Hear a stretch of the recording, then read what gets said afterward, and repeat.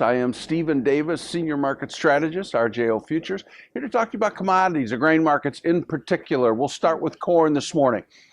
I think Monday night when crop conditions come out, you're going to see corn planting progress between 45 to 50%. So we're off to a very good start. Crop conditions good to excellent, probably going to start above normal here. So very good start for the U.S. corn farmer. A lot of corn being planted in Iowa, Minnesota, Illinois, Ohio, Wisconsin, things like that. Demand is the key. Exports are a big part of corn demand. Yesterday, marketing year high on corn exports, and it was twice the average that analysts were depicting for corn exports. A very good number. 1 week does not make a year, but we're off to a really good start. Japan buys a lot of U.S. corn from us. Mexico buys a lot of U.S. corn from us.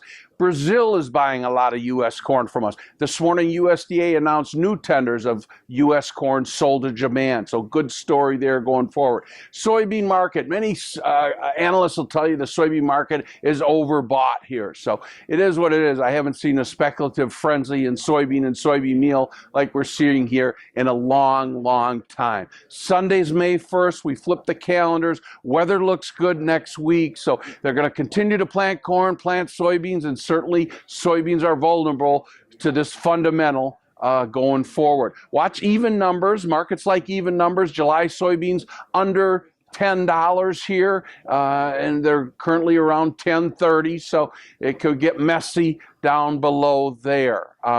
Demand, again, exports really good for soybean market.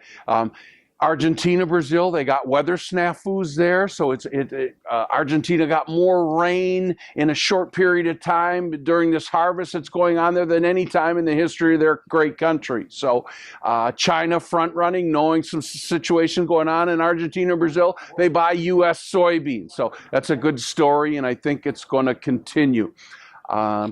Soybean meal, again, it's hard to explain how July soybean meal can trade higher like this. But one thing, Argentina is the biggest soybean meal shipper in the world today. So they're having some issues harvesting, and that makes soybean meal a kind of a bullish story here. And so that helps explain some of the bullishness that we're seeing there.